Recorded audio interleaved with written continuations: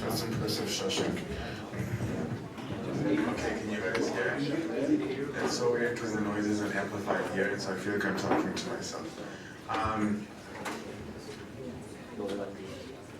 Alright. Name of Father, Son, and Holy Spirit.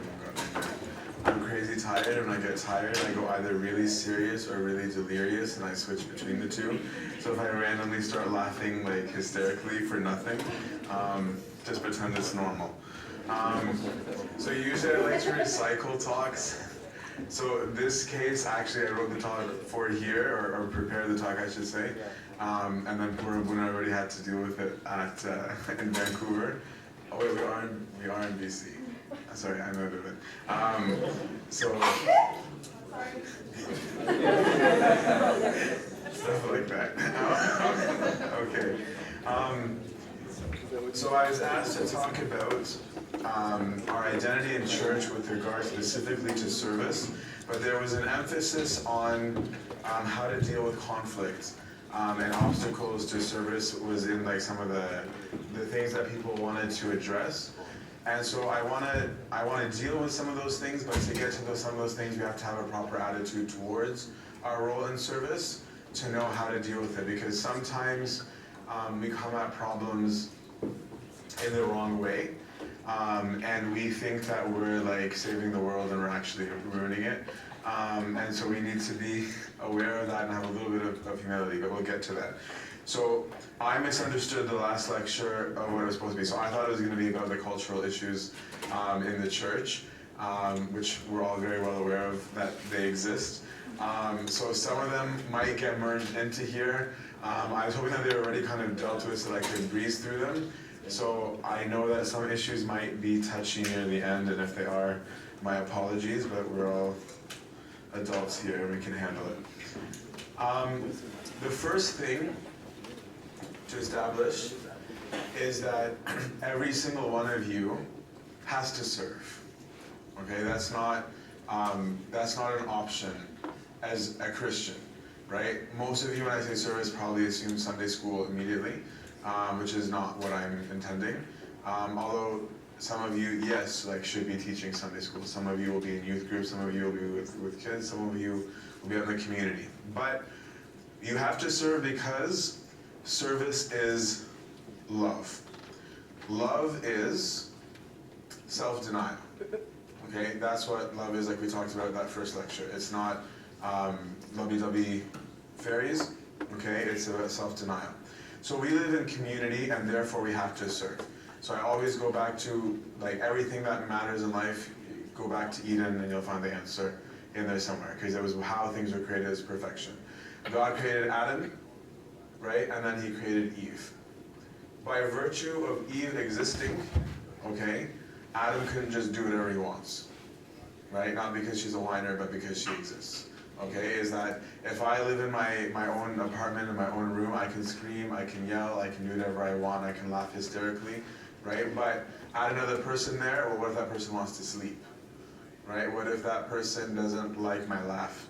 Okay, what if the walls are thin? All those things, once there's another person in existence, I have to tailor my existence to those other people, right? And they to me, right? And that's really the foundation of service, is then having to make decisions that affect other people. And our Lord makes it clear that we have to serve when he gives the parable of the talents. He says, I gave you all talents. Right? There was one that had one, there's a guy that had two, there's a guy that had five, but there was none that had none. And the dude who decided to bury his one got reamed out. Right? So God wasn't like, good for you, you saved it, you tried to hide it. He said, no, you did it completely wrong. Right? You should have, even if you think I'm a horrible tyrant, right? You should have at least used that one talent faithfully, right, is what he required. So not using your gifts is seen as an insult and negligent, right?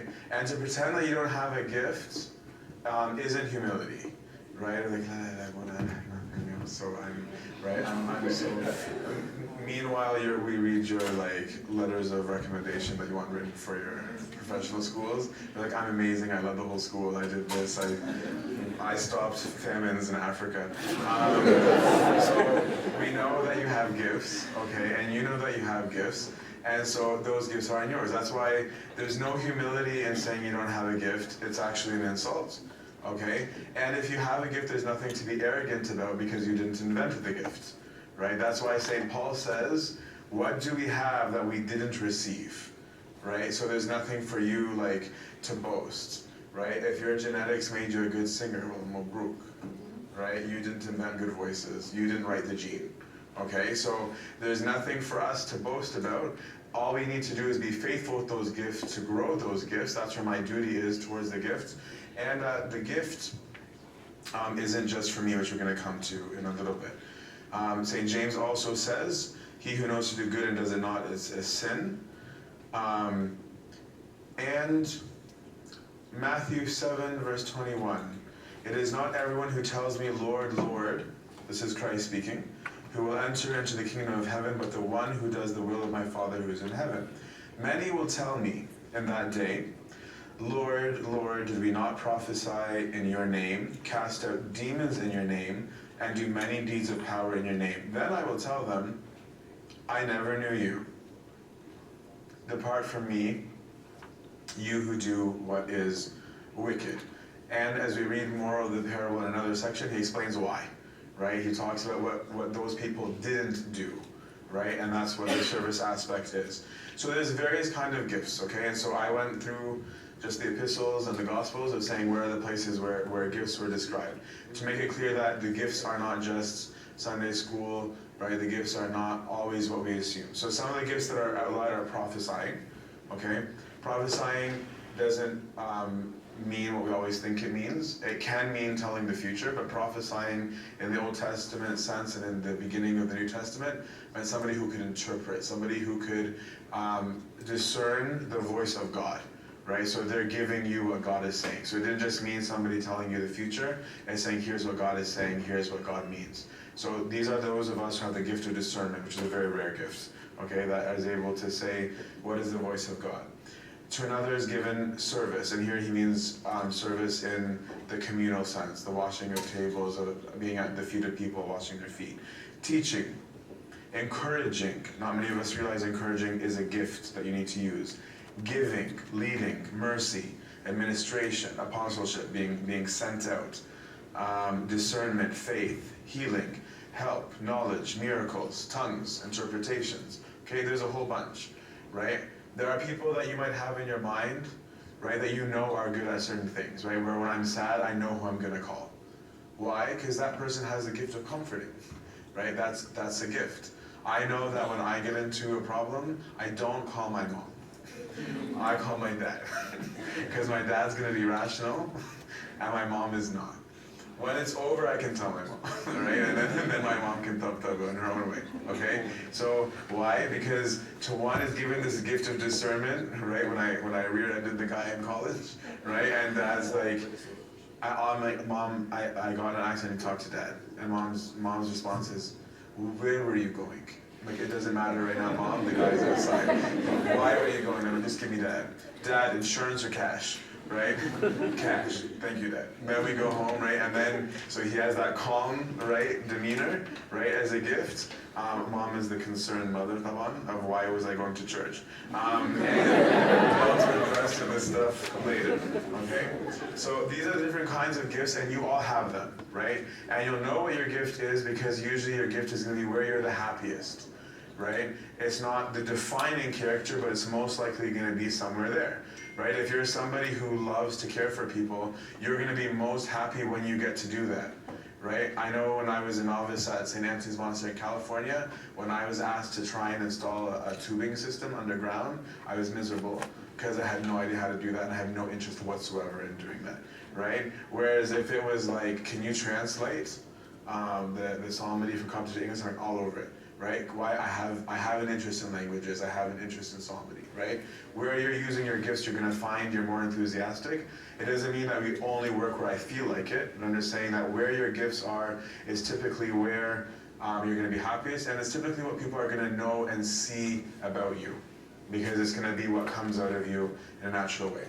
But those gifts are not for you, because to finish that section we started up above, it says, our Lord says to them, I don't know you because when I was hungry you didn't feed me, right? When I was in prison you didn't visit me. When I was naked, you didn't clothe me. And he goes on. And then they say, Lord, when did we see you hungry or thirsty or a stranger or naked or sick or in prison and did not help you? And his answer is, Amen. Amen means truly, or this is true, or I agree. I tell you, as much as you did not do it to one of the least of these, you did not do it to me. Right? And so he's saying your reason for non-entry is that you refuse to serve. You refuse to use your gift. So you don't have a choice about service. It's something that all human beings are supposed to do. So before we get into the problems of service, I'm going to say some things that are going to come off as negative, and it's not to ream you out. It's to kind of set the tone of what is it that we're doing, okay, in the service. The first thing is that the service and the preaching, okay, when God sends us out to do this, it's not about you, okay? It's not about how you feel. It's not about anything other than one thing, which is God, okay? It's the gospel. It's what he taught. That's why, for example, when our Lord sends out the apostles, an apostle, it just means sent, okay? So when the Lord sends the senders, okay, what he says to them is, here, listen to the instructions. Do not go among the Gentiles, nor enter into any city of the Samaritans. Rather, go to the lost sheep of the house of Israel. As you go, preach and say, the kingdom of heaven is at hand. Okay? He gave them the message. He didn't say, when you go out, see what you feel like, right? Are you having a good day, right? Are you having a bad day? Tell them what you think about the whole Roman occupation, right? He said, here's your message. Go and tell them the kingdom of heaven is at hand. I'm not asking you to come up with the message. And before he ascends, he says, go into all the world and preach the gospel, which is what he had just been teaching the last 3.5 years that they were with him, right? And baptize them. So the mission is already established. And I'm saying that because you can't bring your own agenda to the surface, okay? Nor can a priest, nor can a bishop, nor can a pope, right? It's not an agenda of our personal liking. It's supposed to be the gospel. It's not to share with people what you think you're really good at, okay? Even though they might see what you're really good at in doing so, okay? But that's not the objective. We often confuse consequences or means for goals, okay? That's not what we're doing. And it's not even a story about yourself, right? In the Protestant tradition, and I want to make it very clear that when I ever mention another denomination, that I'm never taking shots, okay? I'm using it for teaching purposes. In Protestant denomination, for example, testimonials are a part of teaching, right? Where you'll have the guy who comes down and will testify, right? And say, here's what God did in my life. We don't do that in Orthodoxy because it's not about you, right? It's also because we're incomplete works, right? That maybe today I'm in a good place, right? And I'm going to fall off the wagon in 2 weeks. Now those people who were excited about my story find out, well, the same guy who said all of this stuff is now like going right back to what he claimed he had left. And I've seen examples of that in my life.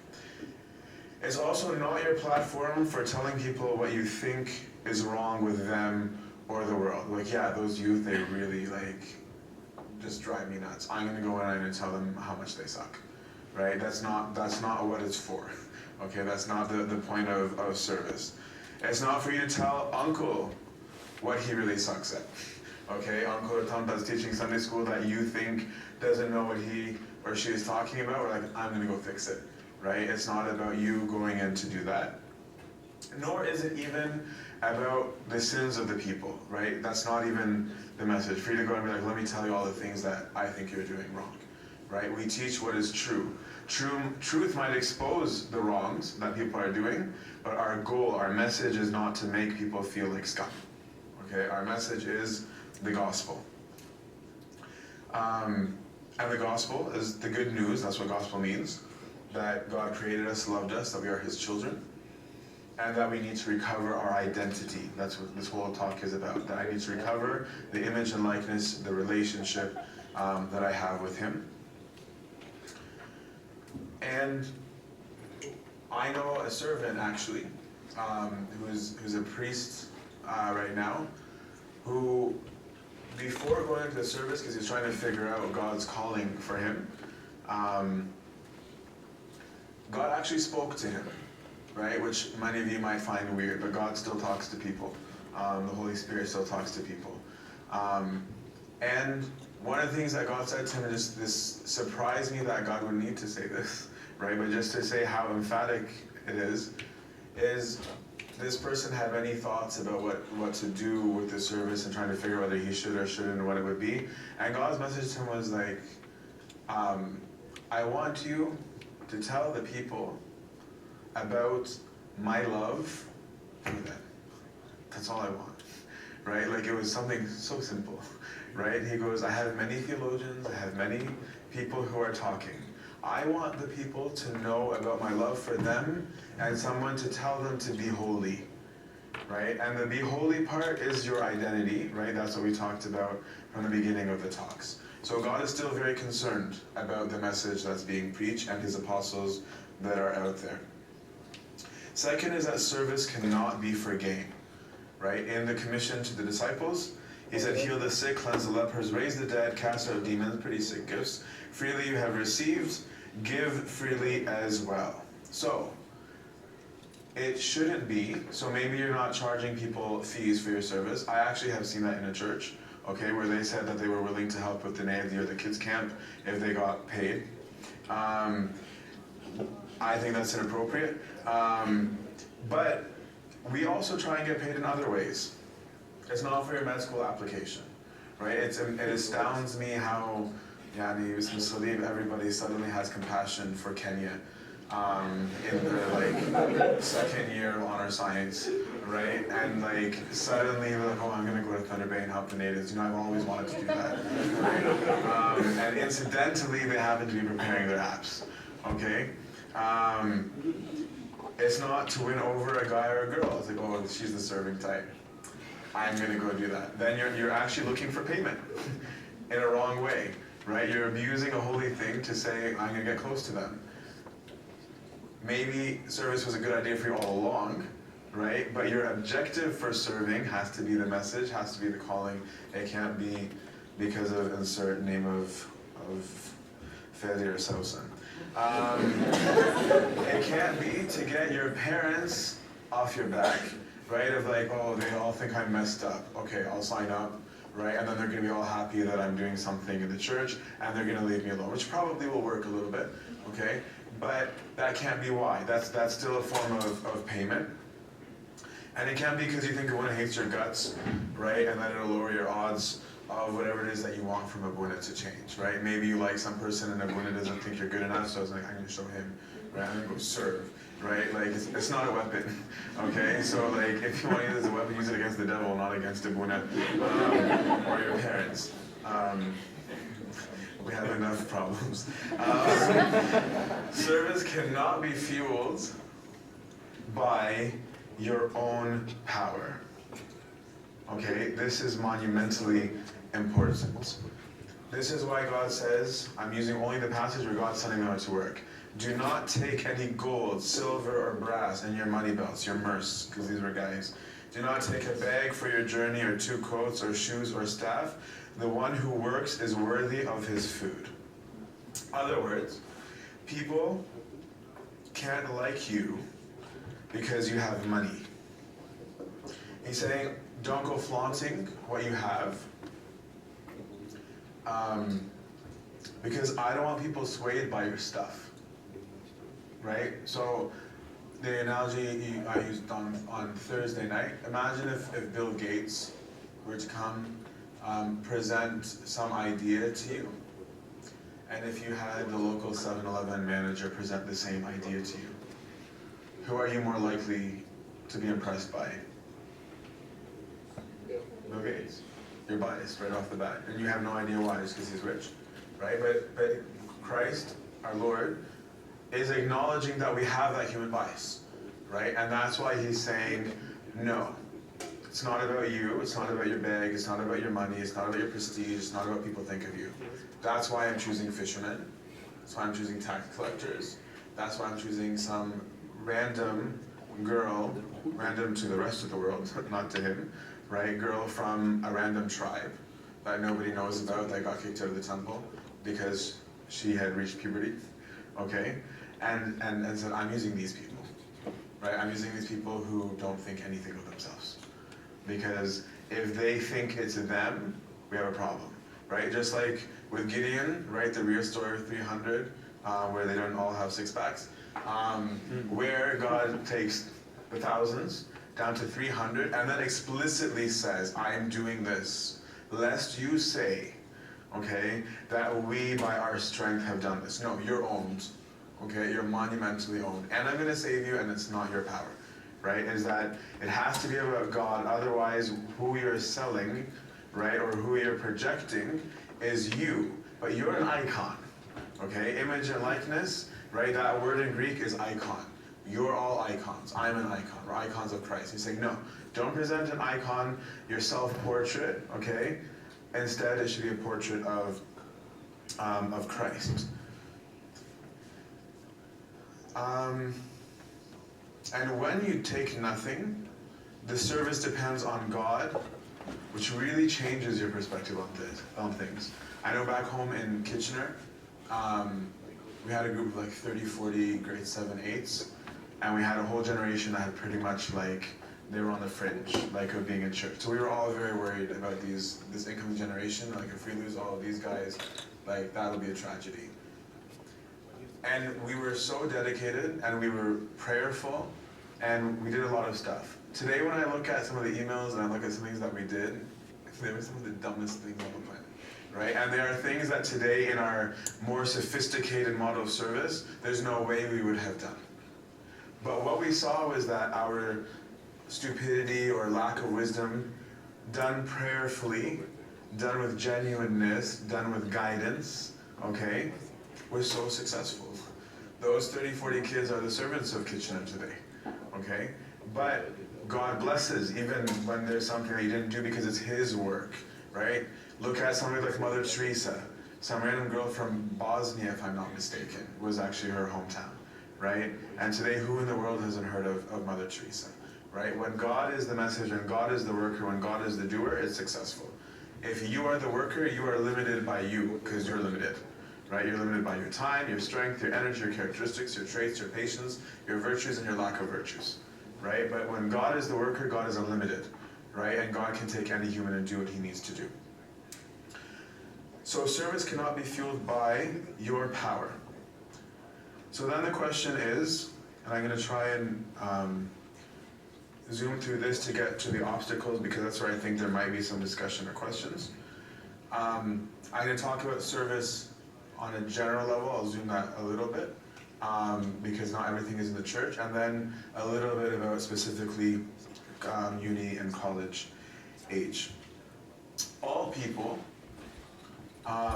especially those of faith, are doing a service by holding ground to your faith in a hostile world. You might not consider this a service, but it is, right? You have little kids that are watching you, right? And when they see that you don't think it's lame to go to church, right, you're serving them, right? You're also serving other people who might be benefiting from your gifts that you're doing in the name of Christ, even at work, right? It might be a client that comes in that's really down, and your smile lifted them up, right? And if your smile is in Christ, then your smile was a service, okay? Knowing your faith, getting an education about your faith, right? What do you know about it? That's a service, right? Is to actually invest time in knowing what you believe and don't believe. Everybody could help within the church. That might be supervising activities. It might be in Sunday school. It might be in community service. It might be something like cleaning the church, volunteering whenever we ask people to come and help, right? Sometimes they'll be like, can we please have some people come and do this? And we're pulling teeth because it's not prestigious to certain people. It might be dressing as a deacon regularly, even though you don't like it, right? To show the importance of coming early and participating. It might be coming early even if you're not a deacon, right? Whether male or female, because liturgy is the work of the people, not the work of the deacons in Nabuna, right? That they're congregation responses, right? And there's more of them than there are deacons, more than there are deacon responses. It could be help in the community, okay? Homeless shelters, food banks, battered women homes, visiting the elderly. It might be helping your parents where they need it, right? Many of us are being very good at helping other people's families, but maybe your family needs it, right? Maybe your mom is bummed out and needs to go out, right? Maybe your dad is stressed out and would really just like to play tawla, right? That it might be a service, okay? Is looking at the needs of the people who are around you. Being good listeners, visiting orphanages for those areas that still have those, or foster homes. Might be making friends with people that nobody's making friends with.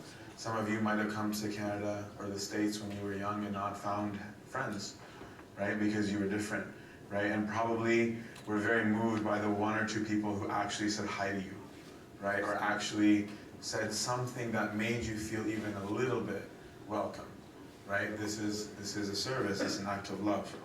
Might be volunteer work. Service is paying your tithes.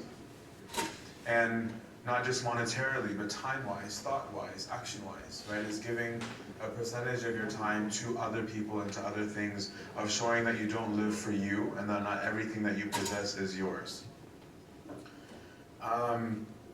It's basically living a life of giving rather than taking.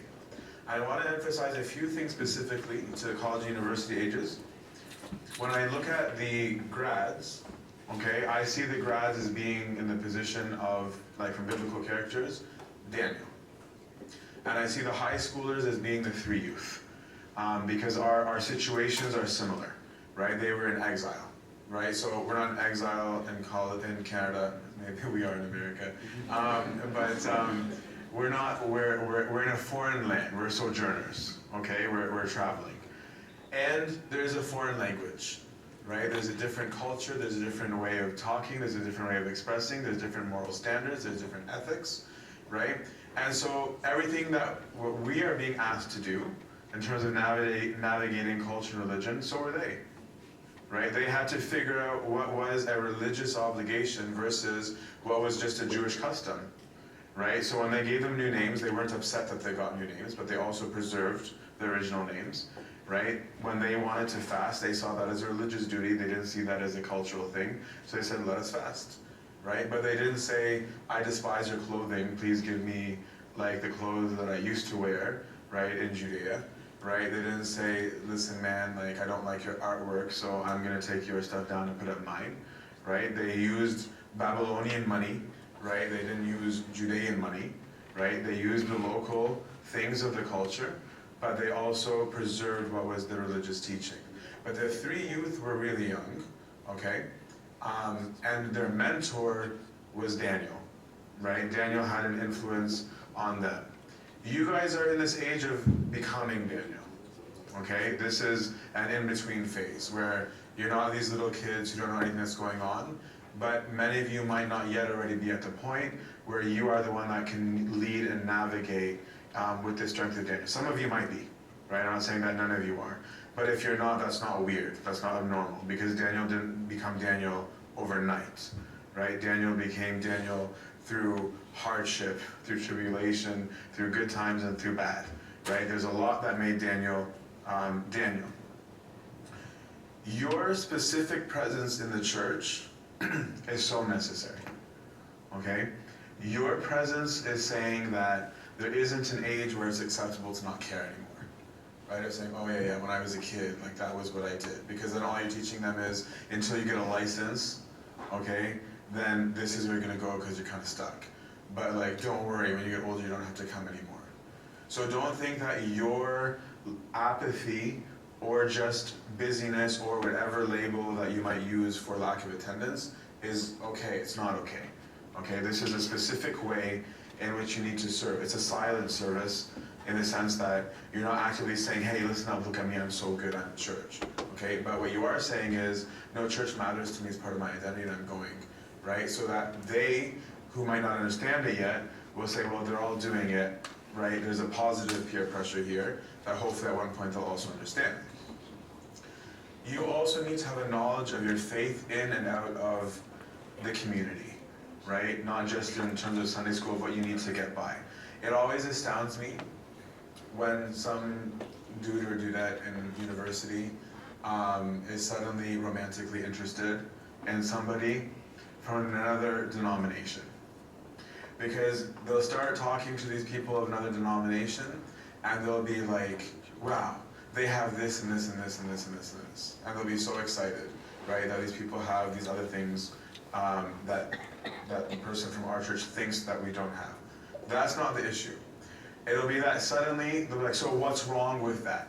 And when you start discussing what we believe, right, then it's just like, how come no one ever told me this? Because you were listening, you didn't care, right? When we want to talk about it, you're like, no, I just want to go play sports, right? No, I just want to tell you that Jesus loves me. We've heard this 5 billion times, right? Because it wasn't relevant to you then because you didn't want something, right? Which is partially human. So I'm not saying that to completely knock you guys out, but I'm just saying that that response means that you weren't doing much before. So your knowledge of faith matters. When I was in the exact same age as you guys, right, the church was a different place in terms of knowledge. By the end of high school, like, I had my ecumenical councils down, right? I had read Life of the Incarnation, on the Unity of Christ, Unseen Warfare, Holy Fire. There was like 40 books that like my priest had already given to us, and I wasn't that weird. Maybe it doesn't seem convincing right now. But when I had challenges of faith, right, I wasn't just going to be like, we have all the people like, I don't need to just believe because you told me, right? I just received it because I was born here. Yeah, that's true. So do something about it, right? Like, am I supposed to then just come and tell you, okay, well, we believe this, memorize the list, and you'll be mad at me that I gave you a list, right? When I had challenges to my faith of my own, let alone from other people, right? Then the solution for me was to actually do some work, was to read. Why do we say this? Where did this come from? Who said this? Why is it valid? Was there really Jesus? Is he really who he said he is? Right? Because we are in a difficult generation. We're not in a generation where faith is a good norm anymore. That actually was the case, even in Canada, within my own lifetime. Okay, so that's a recent change where you guys are a little bit shafted. So you need to know your faith, specifically the college, university age. You need to care for our young children who are looking up to you very strongly, especially as people who already are navigating through their culture, unlike your parents and servants, possibly, right? You don't need to be a Sunday school teacher to talk to kids at your church. You don't need to be a college or university servant to ask about people. You don't need to be any of those things, right? I will never forget, as a little kid, 6 years old, when Michael Basilius and Naveen Antony knew my name. Like, and that's why those two in my mind are my favorite servants literally 28 years later, right? Because these people knew who I was and didn't need to know. And the fact that every week they said hi to me by name, I was actually, maybe I was just really a loner, but the fact that somebody knew my name, right, my actual name, made me so happy. I looked forward to my hi every week, right? Like, I got it, they remember me, right? And what did it do to me? It made me do the exact same thing back, right? That when I would go to church, I would play with the little kids, right? I would want to be on the stage during the church meal, right? Those little things make a difference because you're helping create community, you're serving, right? It doesn't have to be by giving a long lecture like this. Caring for young children, crossing the bridges and acting as translators in the traditionally down. I'm going to come back to that in the obstacles.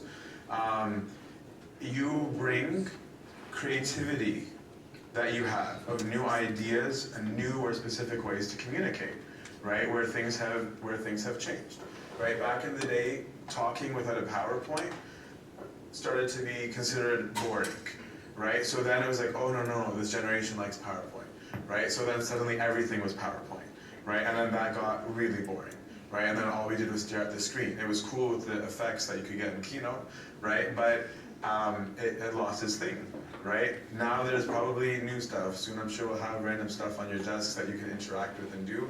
But whatever, there's going to be, every generation is going to have something new. And so it's going to be new ideas, new technology, new ways of communicating.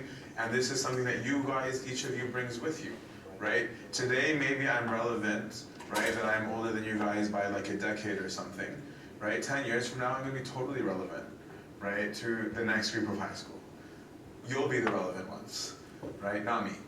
And so our job is to hand down to you so that you can hand down that same message to them, because it's not about me. It's not about Abuna. It's not about Botitos, right? It's about Christ, right? So we need to have the communication and the language. And specifically, monumentally specifically in this age, is discipleship, okay? That's a service to yourself and is a service to your community. Because we are the do-it-yourself culture, right? There's do-it-yourself stores, literally called that, right? There's the self-help section at Chapters, Barnes and Nobles, the Americans. It used to be like one shelf, right? Today's probably one of the biggest areas of the store, right? Even, I remember going crazy as a pharmacist. Like, I would roll my eyes when someone's like, so I Googled my issue, and I'm like, great, right? Because everyone thinks that they know and understand everything, right? From a simple Google search, right? No, you don't, right? That's not experience, that's not knowledge, that's not wisdom, right? It's facts. They're helpful, like facts are helpful, okay, but they're not sufficient. But discipleship is monumental, and I'm not going to spend over much time on that because discipleship should be at least 1 to 3 talks, okay, on discipleship, because it is the most lacking thing. Most of this generation, I'm gonna call you out here, you're millennials. You guys are really ignorant, and I'm trying not to be a jerk, but you talk really confidently about your ignorance, okay? I'm in the in-between, so I get to get away with calling you guys that. But not everyone has to be like that. That's the adjective of millennials, okay? The noun you can't help, being born when you're born, okay? But like, you'll have people that's just like, that's so bigoted. That's so lame. I can't believe he said that. And then you ask, well, why can't you believe that? Well, because obviously it's wrong. Well, where did you get that from? Why is it wrong? Well, because, like, obviously. Right? And then when you can't argue much farther, then the end result, especially because I live in California now, is I'm so, like, whatever. Right? And so it's like, great answer. Okay? That's not real. Right? With all this Trump hoopla, I'm neither pro or against, I don't have a political position on this, but I remember coming home to Canada, and, like, my friends from church were like, dude, like, the guy doesn't believe in global warming, right? And I was like, you know what, like, I'm gonna be honest with you, if someone asks me, do I believe in global warming, I'm gonna say yes. But if you ask me, why do I believe in global warming? I have no idea. I don't. Like, does global warming just mean it got hotter? Okay, yeah, maybe. Okay. But if global warming is saying it got hotter because of these specific things, I haven't read a single piece of literature personally. I haven't. Right? So I don't know on what basis I am so confident in saying it. I'm just trusting a lot of loud people. Okay? And that's what you guys do a lot, is you trust a lot of really loud people. And you don't often ask the right questions. Okay?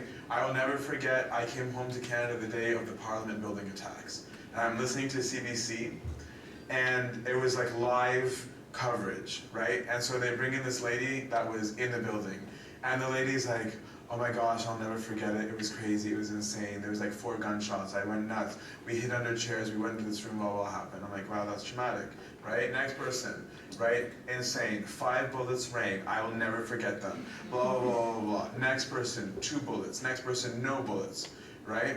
And I'm like, that's a lot of different bullet stories, right? But if I ask the wrong question and say, I can't believe in that because they all said different bullets, so clearly nobody died.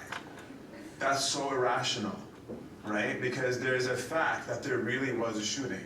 There really was a body found, right? It might be that this person is hard of hearing and heard nothing, right? It might be that this person was so stressed out and in shock that they weren't processing everything, right? It might be that a table fell over and a person thought that was a bullet too.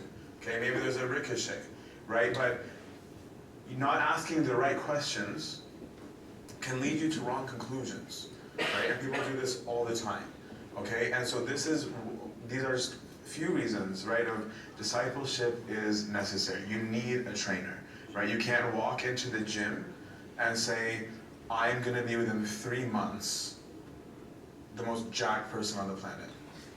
You can't. You need knowledge to do that, right? You need books, you need teachers, you need a personal trainer. You need someone else's knowledge because the knowledge isn't built into you, right? The knowledge comes to you externally, and your generation in particular, this is a service to yourself and to others, because when you do things the wrong way, you are harming people, okay? So you're not only doing a disservice, right? You're causing injury and harm.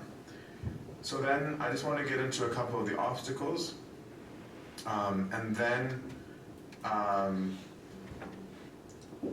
actually I'm going to say a few things about discipleship because I forgot that I had written more. Sorry guys. Ask yourself, like I said earlier, do you know something or do you just think that you know? I remember, for example, when I was serving, I went back to Buna for everything. Not because he was micromanaging my life, but because it was all brand new to me. So I remember a youth that was in an argument with his parents, and he calls me at 2 in the morning and says he wants to come stay at my house, right? And I was graduated, I had my own apartment at the time, right? I called Abuna at 2 o'clock in the morning, poor guy, and I was like, Abuna, like, I don't know if it's right or wrong. Most people have just made a decision on the spot, right? I'm saying, no, like, ask, right? And I was like, this person was going to ask. I want to meet it. The guy lives 40 minutes away. He was in Hamilton. And he was like, no. And I'm like, wow, Woon is cold, right? Like, honestly, I just thought that how about it, right? He wouldn't do it, so he's telling me not to do it, right? I am a judgmental person, apparently. And so he was like, no, he has family in the city, right? And so I obeyed, right? It doesn't matter if you're completely convinced or not convinced. And I saw his wisdom in no time. Because the guy mooched off of at least 7 different people for several months and took all of their money and was stealing from them and also from his own home, right? In Abuna's saying, tell him to go to his own house, from Abuna's experience, because he actually has experience, okay, was that in forcing him to be in the family, families are going to deal with each other, right? Uncle so-and-so is going to take the guy and try and reconcile him to his parents, right? There's going to be an actual working towards a resolution, at least in this specific circumstance. There might have been other circumstances where he would say, yes, absolutely, open the door and let this person come and stay with you, right? But to not trust in your own wisdom. I remember when I was obsessed with reading after I was not done my doubt phase, done my more atheistic phase, I was reading like there was no tomorrow. Like nobody could stop me. I was reading hours and hours and hours and hours, and I'd send Abuna 50 billion questions. And then confession, like if you guys think anything was wrong today, I spent like days in Abuna's office, poor guy. So Abuna at one point told me, for every hour of reading, 1 hour of meditation. And I'm like, that makes me feel like I'm under house arrest, right? Because I was reading like anywhere from 5 to 8 hours a day. I'm like, there's not enough hours. I was like, yeah, slow down, right? Because if you're reading intellectually, if you're only reading academically, this isn't about God anymore. Now it's about your intellect, now it's about your knowledge. This is how heretics are born, okay? Because I had many weird ideas, right? But this is the wisdom, right, in getting a discipleship and asking somebody for their opinions rather than thinking, oh, it's reading, it's obviously good, I can't believe he told me not to read, right? Which is how many of us would deal with it, right? Of saying he's neglecting me, he's hindering me, he's doing this instead of learning. Another time I went to him, I had just taken my Phil 101, and it was so atheistic. I'm like, this is so lame, this was so weak. And I was like, when we've got to give talks about atheism, right? This is like the year 2000, where believe it or not, like most people weren't atheists at the time. And so I said to him, when I want to do this, he's like, no. And I was like, but it wouldn't, like, it's a big talk. He's like, no. And he goes, I hear everybody's confessions. He goes, it isn't an issue for us right now, and I don't want to put ideas in their mind that they don't already have. I don't want to be the one who exposes them to doubt. When they have doubt, we're going to deal with it. About 10 years later, I went and said, Habibi, please prepare to talk about atheism, right? Because now was the right time, because now it was an issue, right? And in the meantime, if there's individual cases, deal with them one-on-one, right? And I've seen this even when I was teaching high school, when I was back in Kitchener, where one of the servants was giving a talk about certain sexual things, and one of the girls was scandalized in the class because she had never heard of any of it. She was exposed through church to a whole lot of inappropriate things, right? That was a big mistake, right? And it was an unforeseen one, but it was a mistake. This is why discipleship is so important in the service, to not just assume that other people don't know what they're doing, not to assume that if somebody doesn't do it your way, that there's something wrong with them, and not to assume that your way is the most illumined one, okay? We have to learn to have that humility, and that humility is the discipleship, okay? Because humility is saying, I have a will, but I'm allowing someone else's will to overpower mine, right? And this shouldn't be weird or foreign to you, because that's what it's like for you in school, right? You don't get to go up and be like, sit down, mister, I'll take care of class today. Right? You don't get to go to your principal and say, you're a horrible administrator, okay, so let me tell you about how you should run the school, okay? You don't get to go in and hire yourself. So don't be shocked or upset that we do the same in church, right? Like, so, because we tend to be like, oh, I thought this was about God, right? And we have all these like, wow, like this is the worst place in the world. But this is reality everywhere, okay? So apply it universally. So that's a major obstacle. Another major obstacle that I was asked specifically to bring up is politics, okay? Is that there are politics in the church. There are politics in the church, okay? Where there are human beings, there are politics, period, okay? Because we are going to have people who have stances, we have people who have views, we have people with opinions, and they're all human beings who are able to communicate. Right? If they're all mute, it would be different. It would be a different kind of arguing. But we would probably still argue. Probably just throw chairs or something. But politics didn't hinder Daniel. Okay? Daniel was in a highly political climate. Politics didn't hinder Ezra and Nehemiah, okay, from rebuilding the temple.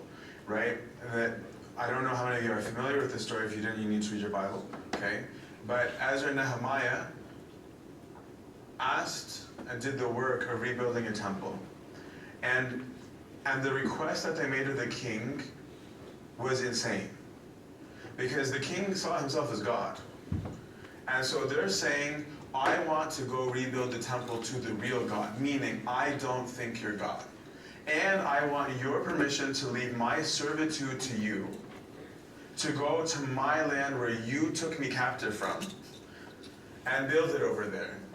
And if you wouldn't mind some finances, I wouldn't mind. Okay? That was a very politically charged situation. And he was successful. Do you know who the most stirred up against him, where most of his problems came from? His own people, right? From the Jews. Instead of being like happy that they're getting their temple again, they're like, are you serious?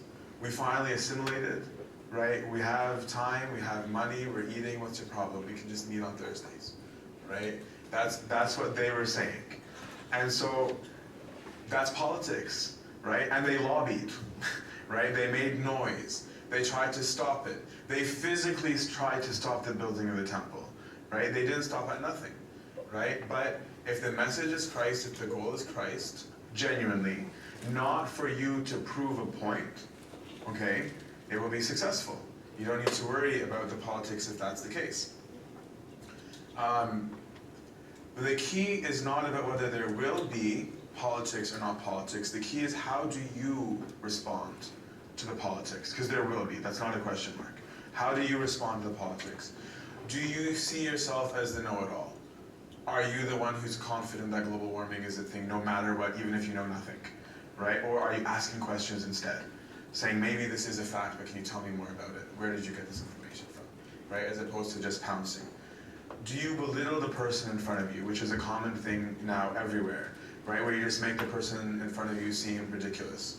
You come home to tell the story about how uncle or tante did whatever, and it's not an objective, here's what happened, it's, can you believe it? Uncle Fulan, right? Like, he looked at me like this, right? And I'm like, no, he was angry, Dad, right? And we have like these dramatic like things. Do you belittle it? Do you make them sound ridiculous? Do you make them sound crazy? Do you make their idea sound like the dumbest idea in the world when it's really not that dumb, you just disagree? Okay? What is your response to it? Do you show the spirit of discipleship, or are you adamant on being right? Are you prayerful in your approach to the problem? Or are you gearing up for battle when you approach? Where it's like, oh, Friday and Mina's coming? All right, we're going to let them know what we think, right?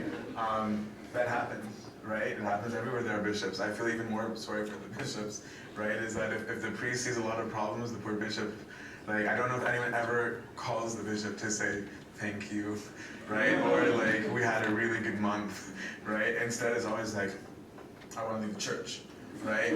I can't believe that this happened, and what are you going to do about it, right? Like, these are the kind of things that we do when we deal with people. Do you actually respect the views of the person you're disagreeing with, or are you single-mindedly wanting that person to just discover how wrong they are compared to you? Like, is that your objective, right? Because most of you are probably crazy mad when your parents, right, or your servants aren't listening to you, right? When you're like, he won't wait for even just a second. The minute I say this word and they freak out, they trip out, right? They're not listening, and I can't even get one word in edgewise. But don't you do that, right? Like, is your mind completely closed to their ideas, like the sleepover thing, right? Like, is your mind so closed, right, that you're not even trying to understand what they are worried about? Because if you're not, then you're a hypocrite. Right? And you're making the politics worse. You're making the priest or the servant or the tante or the uncle or whoever worry about the exact same things that you are, politics in the church, right? Because you've become a political party, right? You become the political party whose platform is yay sleepovers, right? And they're the nay sleepovers, but you've created a group who have the sleepovers, okay? So you need to be aware, right, that your lack of listening, okay, is creating politics. Right, so your response should be, let me understand you. Imagine if the conservatives and the liberals actually had a conversation about the issues, right? Instead of just putting commercials of Stephen Harper eats from McDonald's, right? And then like, whatever it is that we do now. Poor guy's gone. Do you want peace for all? Or is peace for you when your opinion reigns? Because if peace to you just means that they've come to see it my way, you aren't actually seeking peace for everybody, you're seeking personal peace, right? But peace for all is a much higher thing, right? It's a much more difficult thing to say, where can I give, right? Not where can I demand to take. Is your zeal for the truth basically, or for yourself? So if you fall short in those things, okay, fix those, right? Those are all very fixable things. Those aren't difficult things to fix, right? It just requires being aware of them, and it requires some discipleship. But if you're not doing those things, there's a couple of things. One is, remember that the service is the Lord's, and it isn't yours, right? So if you have been doing things the right way, and what you're hoping for isn't prevailing, That's okay. It's his own house, right? When God came to earth, his house was not doing very well, right? The people that Christ was most upset with were the leaders, okay? And yet the system was physically functional, right? And there were people still being saved in spite of them, right? In spite of those people. In fact, as one of the Nazis used to always tell me in Kitchener, was Habibi, even if I'm a rotten priest, God will work through me. And he's like, why? He gives a story of Samuel. He was like, his father, Eli, was a horrible priest. Okay, and one of the first things that God told Samuel is, I'm gonna kill him. Okay? But who discerned the voice of God for Samuel? It was Eli.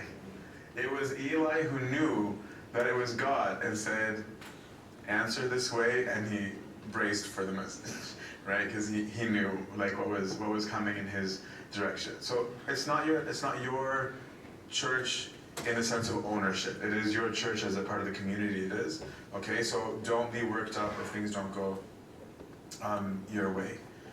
And pray.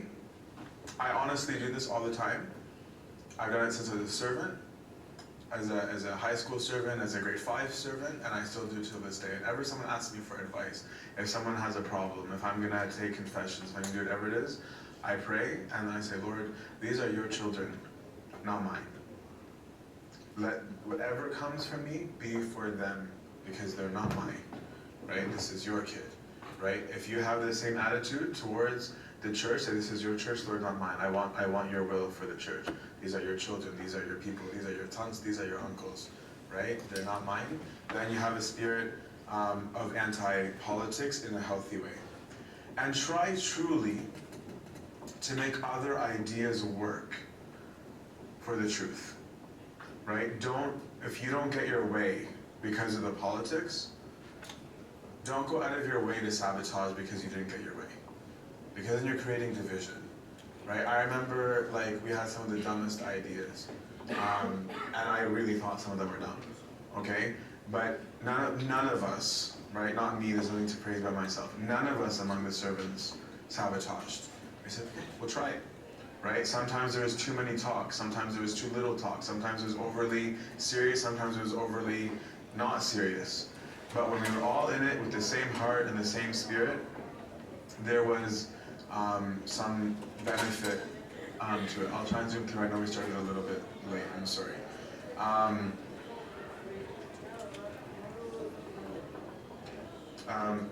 Quick one, sorry.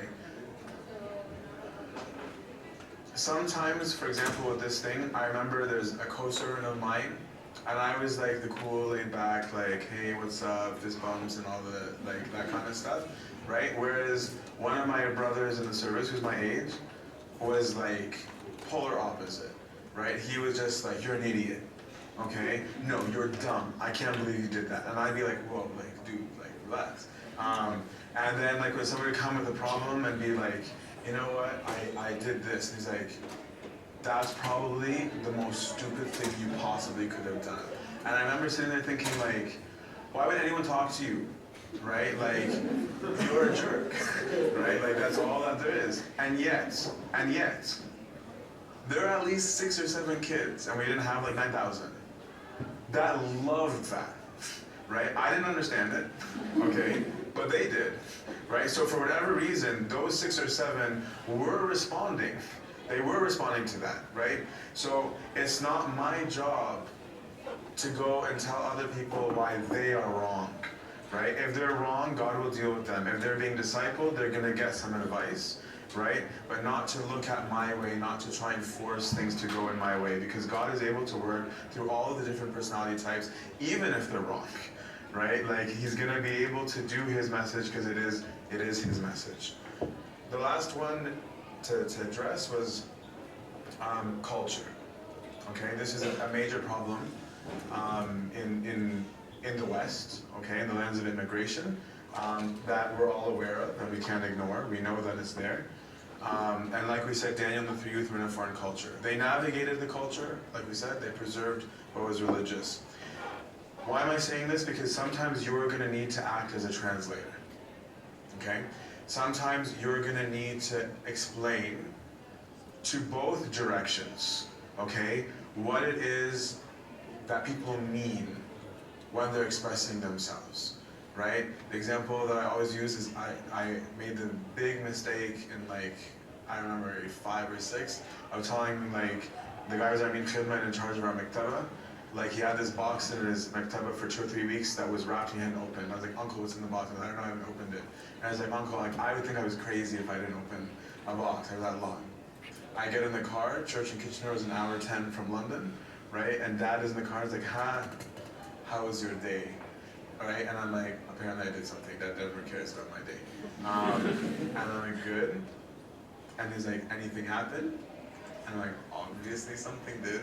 And I had no clue, right? Because in my language, I have done nothing wrong, right? And so eventually, dad's like, did you talk to Uncle Riz? And I was like, yeah.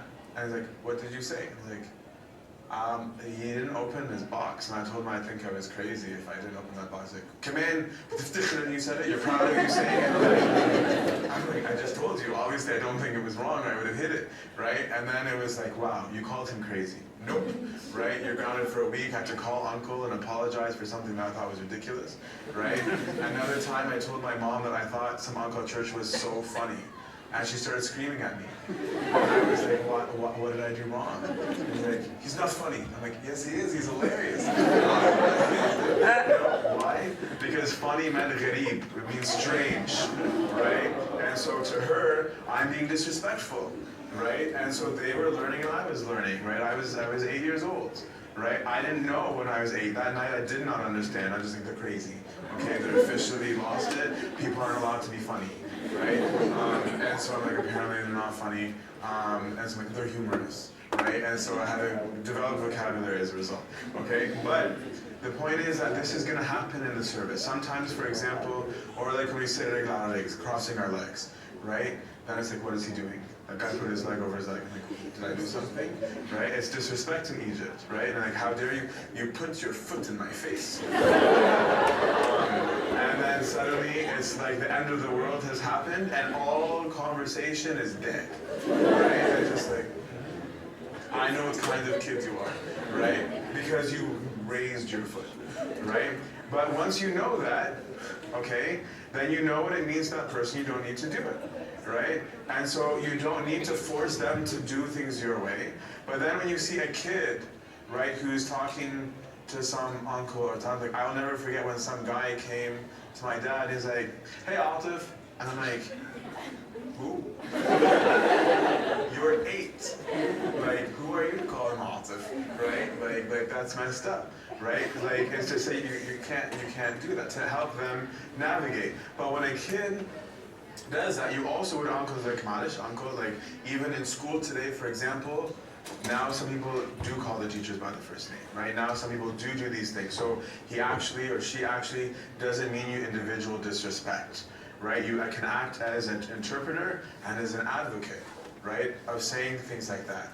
A person might not see certain dress as being appropriate or inappropriate. A person might not see certain humor as appropriate or inappropriate. And you're going to be the ones that help navigate these people, and you have a responsibility in that. If someone lashes out at a kid, explain what is going on to both sides, not just to one, right? Go to that person who did it and just say, I think so-and-so might have gotten hurt by what happened, because in his mind, this is how he saw it, right? And then go to the kid and don't be like, I know, uncle's lost it, right? Like, put up with it, what can we do, right? Then you're creating negativity. And said, like, I saw that, I felt really badly for you.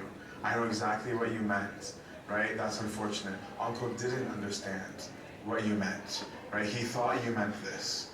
So maybe it would be good to, like, let's go to uncle and just let him know, right? Let him know that you didn't mean that, and now at least he understands, right? You're creating peace, right? Rather than making culture be your barrier, use your gifts, right, that was expensively attained, right, by going through lots of miserable circumstances, I'm sure yourselves, right, to become that with the spirit of discipleship, right? Without the assumption that you're always right, okay? Because a lot of the times we want our parents to know how to differentiate culture from religion, and often you don't know how to differentiate culture from religion, right? So it's a two-way thing, where it's like, there's one thing to say that it's not a big deal to sit regularly, to cross my legs.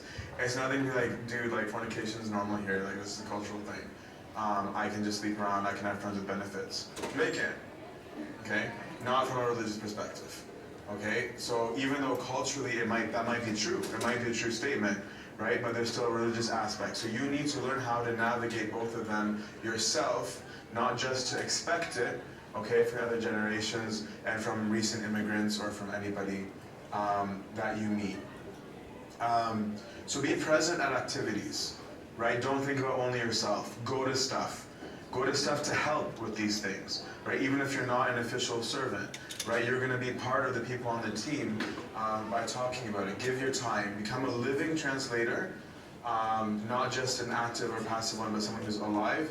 Because if you're living the gospel in your language, then the truth of the gospel will be shown in your language, and the message of the gospel will be understood in your language and in the language of the others around you.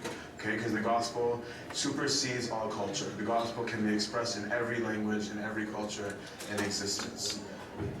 Finally, God does not hold you responsible for how people react to your mission.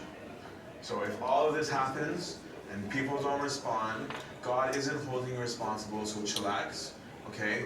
And don't get worked up about it. What did Christ say to the apostles? If after all this they don't receive your message, take the sandals off your feet, just wipe them, and move on. He didn't say, I'm going to hold you accountable. He didn't say, I don't know what I'm going to do about you. He didn't say anything. He didn't even talk about what he's going to do with them. He just said, don't worry about it. I'm going to end with just a plea to you guys. I'm a Serbian because I didn't grow up with Amamina. Amamina came to the Diocese of the West the same year that I went to be a novice at St. Antony's in California. So I never got to live with him, so I don't know how to use him in the example in the same way. Emma Simon's been a bishop now he's a metropolitan for 32 years, 10 years before he went to the States, and 22 years. And I want you to know that we have bishops that are strongly advocating for us. Okay, they believe in us. I was starting to pull this aside, that some of us younger priests, the ones that were raised here or born here, at the end of one of the clergy meetings, and like it almost made me like want to tear up. Okay, it was like the cry of a dad to his kids, and he said, if you guys don't raise a strong generation to lead the church, all of our work that we've done here is in vain, and it will take at least 2 or 3 generations to fix. It is imperative that the gospel succeed, right? And he was begging us, right, to work with all our hearts with and for you. And that same plea has to go to you, okay? I'm born and raised here, okay? I care about our church, and I know you care about our church. All of us have different gifts, but we all have to be part of the service. You can't be selfish, right? I'm not gonna do my own testimonial here because we don't do that, okay? But if you look at most of the clergy, not all the clergy in the Coptic Orthodox Church, they all gave up a lot. Most of them are very rich. Most of them are very prestigious. Most of them had amazing lives where they're like, I don't need this, right? I don't need people to hate my guts because of the galabeya that I wear, okay? And so what we're asking from all of you is to give as well, right? If you actually care about your identity, you have to serve. You have to give. It has to be an active thing. It can't be a passive thing. You can't just worry about your free time and have your FOMO kick in, okay? You have to actually care about other people. If you don't, Christ isn't going to be changed. God's not going to be changed, but you have stolen. You have refused to give what you received, okay? And that's not fair and it's not right. So instead, I really implore all of you to spend some time where you just I'll steal from Evangelos the 30-second quiet time. I'm not going to ask for 10 things, but to think about, what are my gifts? What am I offering actively to the church or to the community to show that I received a gift from God that I believe is not just for me, but for others? And if you're not actively doing anything, then by the time you leave this convention, I hope that you have written something down to do. Okay? Something active, not something passive. You need to physically, actively give. And our Lord promised something to us. There's no man that has left father, mother, brother, sister, brethren, wealth, property, riches, for the sake of my name and for the sake of the kingdom, that I will not reward tenfold in the kingdom to come, and so you don't feel like, oh, that I don't really care for the kingdom to come, and in this life also. In that section, he said, and in this life also. Our Lord doesn't take lightly the offerings of the gifts that he himself gave us. May we all strive for the spirit of giving and love to the glory of his name, and glory be to God forever.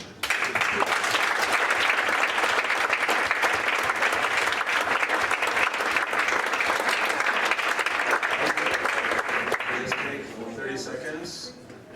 Unless there are there any questions? I know it was, go for it.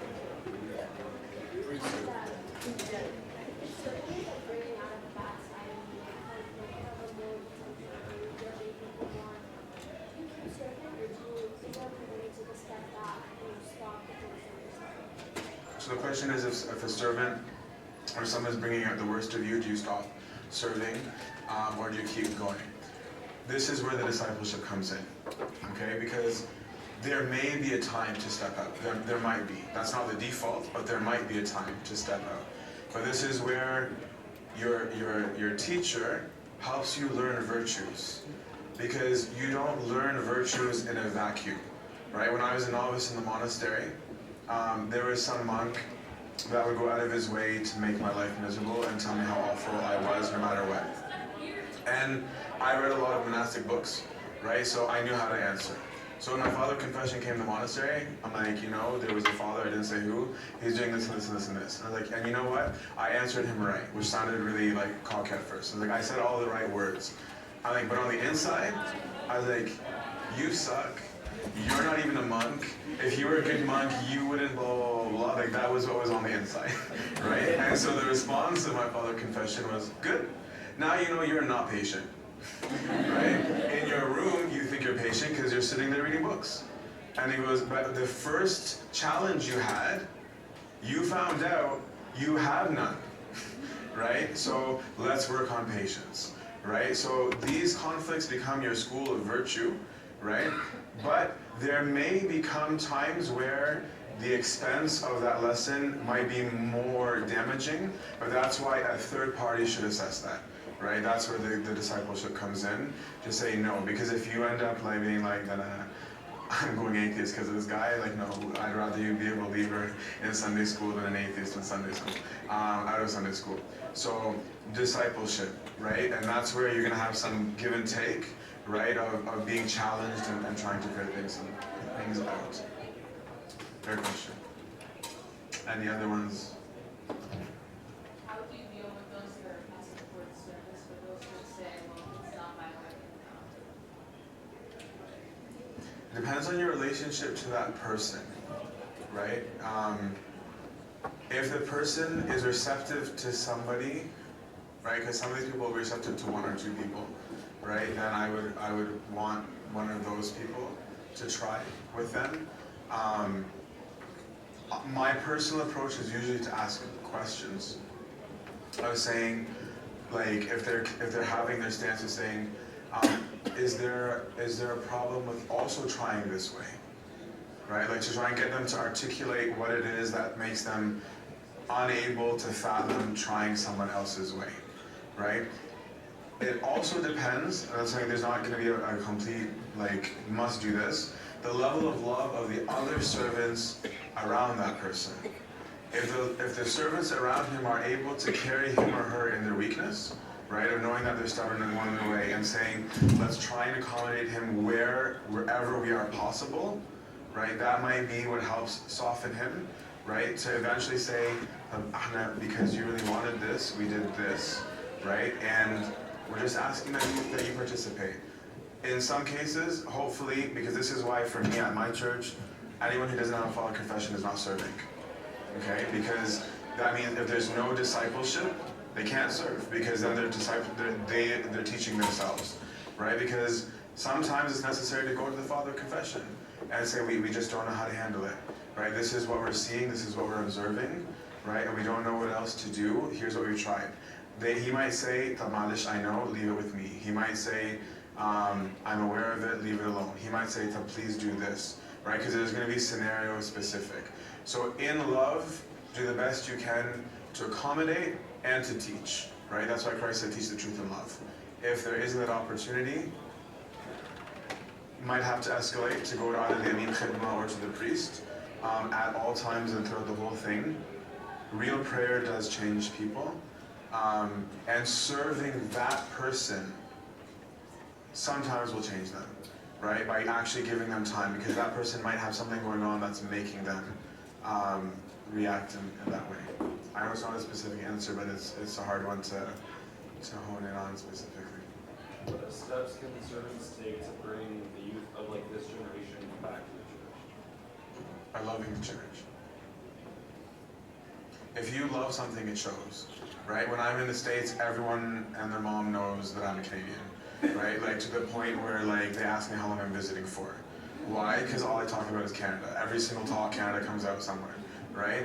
If you love something, it will show on you, right? To my group in Kitchener, right? My whole house is St. Antony's Monastery in Egypt, right? So like everyone associates me with that because that's all I would talk about, or exorcisms, right? That kind of thing. If you have a genuine burning love for God, it's going to show in everything you do. And that's going to inspire zeal around everybody else around you, right? Think of like, how many of you guys know Wanana Stalsi? Right? Like almost everyone who knows him, like their face says, yeah, I know him, right? Why? Because he's full of energy, he's full of life, he's full of kindness. So if you do that by who you are, it'll show, right? Even among your own age group, right? If every Friday they're going to the man cave, okay, and you're like, yeah, I'll join you, but after I'm done youth group, right? Then you're saying, no, I prioritize youth group, right? That means that they're like, so why is he into that and how come I'm not? That might make them also get in. So live it, and that's the best possible way to get other people into it. How do you deal with the idea of like little kids looking up to like junior high, high school looking up? Because like the idea of some kids looking up to me like petrifies me because I'm not perfect and I don't want them to make my own mistakes. Good. I'm glad you're petrified. No, for real, that's a valid thing. You should be, right? But the reality is, whether you like it or not, and whether you deal with it or not, they are still looking at you, right? So the best thing to do is to be a Christian, right? Is to actually strive to be a Christian. And if you're striving to be a Christian, God's grace will protect you, and the person will learn goodness from you, because you're actually working towards what's good. So fear nothing as long as you are active in your pursuit of God. Great questions. Okay. All right. 30 seconds, this quiet time. If you have your phones out, that's fine. If it's to write down the service that you would like to do. Other than that, 30 seconds of silence. I forgot to ask, sorry, first if any of the fathers update on they want to add any. 30 seconds of just